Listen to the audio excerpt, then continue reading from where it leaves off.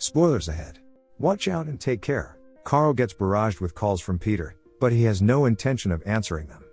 After all the calls he ignores, he accidentally picks up the phone and pretends to be in his apartment despite the fact that he's in a video rental store. After an invitation to go out, Carl says he can't because he's too busy. But Peter knows Carl is simply making excuses since he is spotting him standing in line at the video store. Carl continues to insist that the man at the shop is not him, despite the fact that he caught him. Peter manages to pull him to a bar. The reason Peter invites Carl and his friend is to announce Peter's engagement to Lucy, his now fiancée. They will have an engagement party in a few days. At the same bar, Carl's expression changes when he sees his ex-wife Stephanie with his new boyfriend. He feels agitated and decides to leave, just as she approaches him and makes for an uncomfortable encounter and an oopsie moment. Carl's neighbor Tilly offers him breakfast, which he refuses with all sorts of excuses. Outside, he rejects a concert flyer handed to him. Even at work, Carl's buddy and supervisor Norman invites him to his costume party at his house, but again Carl says he is going to be out of town, before Norman tells him the date. Norman then mentions it will be on Friday, but that's obviously the date Carl will be out of town. He also turns down numerous loan applications from his clients. Carl is a stubborn, mild-mannered individual. During an outdoor lunch break, Carl suddenly runs into an old friend, Nick. They tell each other about their lives. Nick tells him about a seminar that changed his life, like climbing a mountain or shooting a cow with a bazooka. Not proud of it, but he did it. He advises Carl to try it, since he looks miserable. Carl declines. Nick tells him he needs to loosen up and tells him to ask him to throw a rock at the bank window, and he does. As he is running away, he tells him to visit the seminar and he will not regret it. After turning down an unknown caller, an orange vendor, some flyers, and more loan applications, he spends his after-work time watching TV as he usually does. Carl notices Peter's call but does not take it. Peter arrives at Carl's place, frustrated that his friend did not show up for his engagement party. After all the arguing, he leaves Carl, who has always been looking for an excuse for his faults, and tells him that he will end up a lonely guy if he does not change his life. Peter and Rooney go to Carl's shortly after and find his friend dead on the couch in his apartment. However, it turns out to be a dream. Carl gets anxious about the dream, so he looks at the brochure Nick gave him and decides to attend the seminar. He clearly feels like a fish out of water. Nick notices Carl before the seminar begins and decides to sit next to him. Nick convinces Carl that his life will change after hearing from a motivational speaker. Terrence starts the seminar and says, "Yes is a really powerful word. The word has the ability to absorb the good energy of life, and those who speak it can get anything they want."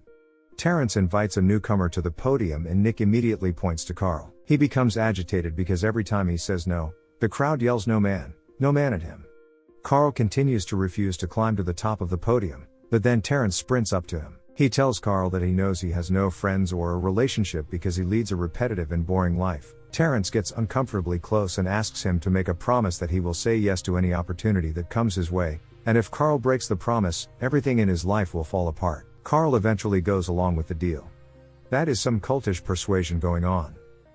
As Carl is about to get into his car, a homeless man approaches him and asks for a ride. Nick notices this and rushes over to Carl to remind him of his promise to say yes. Carl tells him to get in and the homeless man asks Carl to borrow his phone. Since Nick is still in the picture, he cannot say no. When they arrive at their location, the man tells him that he had good luck lately outside of the Yes Hotel and asks for all of Carl's money. Carl reluctantly says yes and the man eventually leaves. Just as he is about to drive off, his car comes to a halt in the middle of nowhere on an empty road. His phone's battery is dead. Carl gets angry and curses at the seminar he attended. Carl heads to the gas station irritated. At the gas station, he notices a beautiful woman named Allison. She takes a pity picture of him talking to himself. They chat a bit and Carl tells her about the tragedy he suffered. Allison then offers to drive him to his car. On the scooter, in the middle of the road, Allison takes a picture of them and performs a maneuver that should not be done on a road. Carl looks amused as he fills up his car. Then he jokes about making out and she kisses him, and gives him the photo she took earlier. He realizes that saying yes has got him into a better situation. Later he receives a call from Norman asking if he can come to work today. It's Saturday. He says yes to every opportunity he gets at work, including an ad from a company you would normally ignore.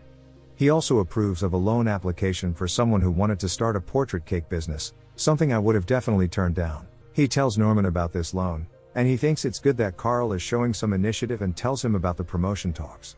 Two of them bond. That night, Carl meets his friends Peter and Rooney and tells them about the seminar and how things have changed after he started saying yes to everything. They take advantage of it and open a tab in his name, getting him drunk and staging bizarre acts. At the bar, he kisses a random stranger and her boyfriend intervenes and tells him they need to take it outside. Once outside, Carl is barely on his feet. He gets punched in the liver and his friends break up the fight, but Carl still taunts him by telling his GF to call him. The next sunny morning, Tilly asks Carl to put up a shelf in her house.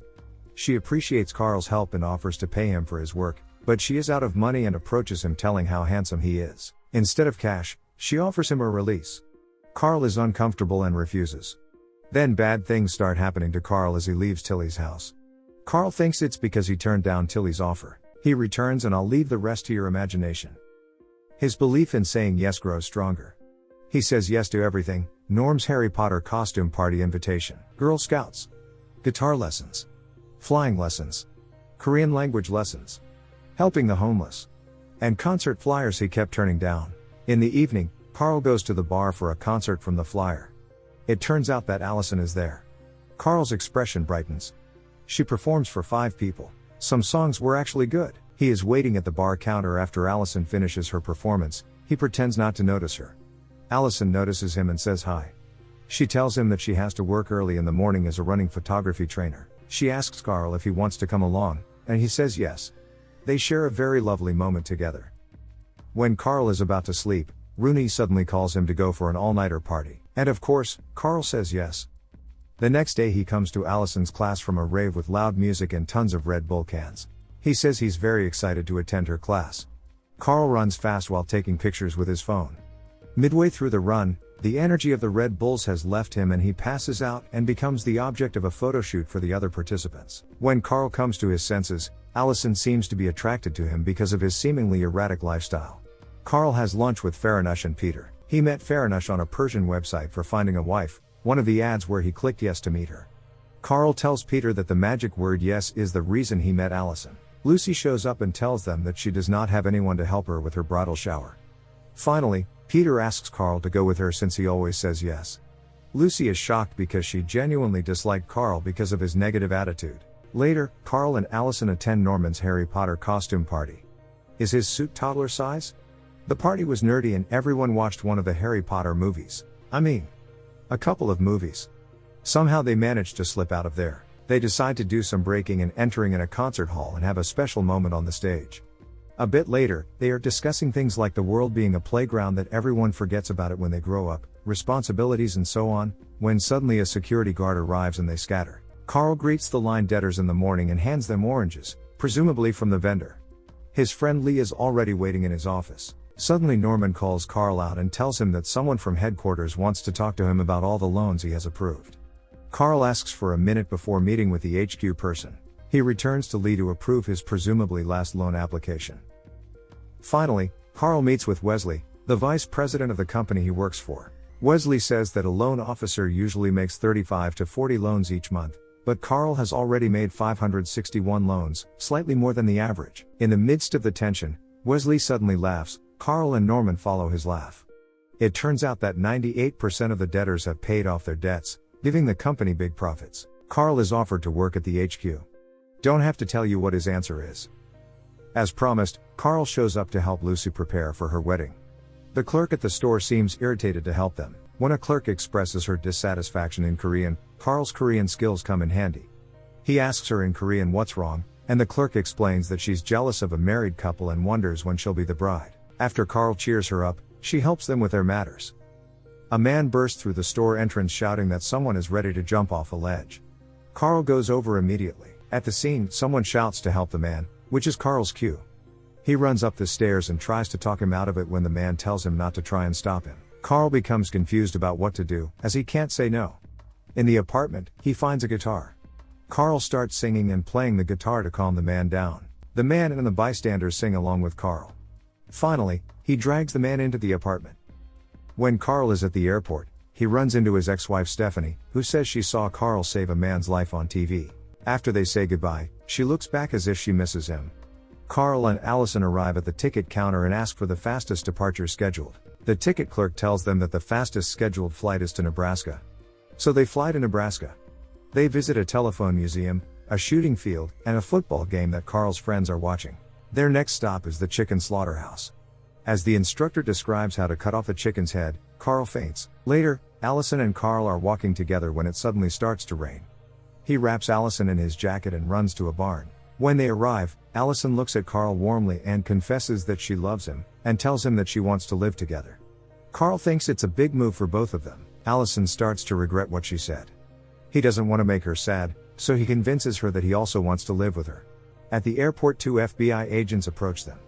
They are suspicious about Carl's activities, like purchasing random tickets, visiting dating websites, learning to fly an aircraft, and taking Korean courses. Carl is puzzled and seeks Peter's assistance as his lawyer.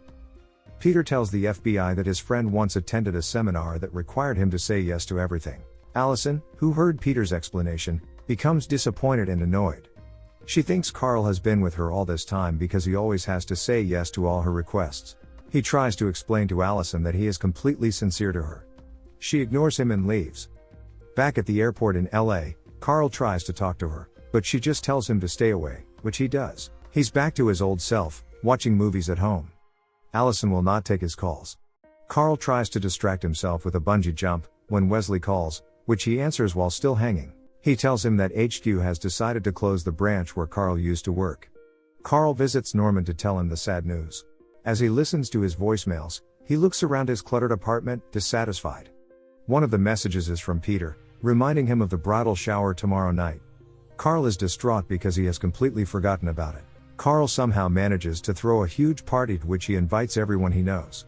Lucy and Peter are shocked that so many people are attending their wedding shower. Carl notices Norman sitting glumly at the counter and wonders if he's okay now that the branch is closed. To cheer him up, Carl invites his Korean friend he met at the store, and introduces them to each other. They become friends and have a good time. Lucy shows Carl that he has done a good job. Nevertheless, in the middle of the celebration, Carl tries to call Allison, but she declines the call.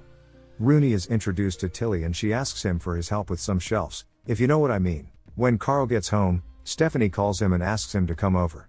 She tells Carl that she and Ted had a big fight and he stormed off. Stephanie asks Carl to stay the night, but Carl says no. When he leaves, he has a run of bad luck. The elevator he is in suddenly breaks down. Carl becomes extremely paranoid and gets scared of a cat that makes him bump into someone else's car. His car is towed away and he begins to hallucinate. Carl hides in Terrence's car. Terrence panics when Carl unexpectedly shows up in his car and causes an accident that lands them both in the hospital. The reason he wants to meet with Terrence is to undo the promise they made. Terrence then reveals that the deal was a bluff. The word yes should be used to open up to people and then the decision should be based on your heart. Carl asks Rooney what time it is, and when he hears it's early morning, he storms out of the room. On his way, he runs into Lee and asks to borrow his ride. Thanks to Carl's earlier approval of the loan, he now owns a Ducati motorcycle. Carl rides off while still wearing the patient's clothes and exposing his booty. Carl crashes Allison's class, entering like a badass. He tells her that he does not want to live with her. That kind of decision takes time. He explains that what he did was wrong and that he misinterpreted Terrence's words all along. He tells her that he would not have met her if he had not said yes to everything. He praises her on how great she is and they reconcile with a long, passionate kiss. The end.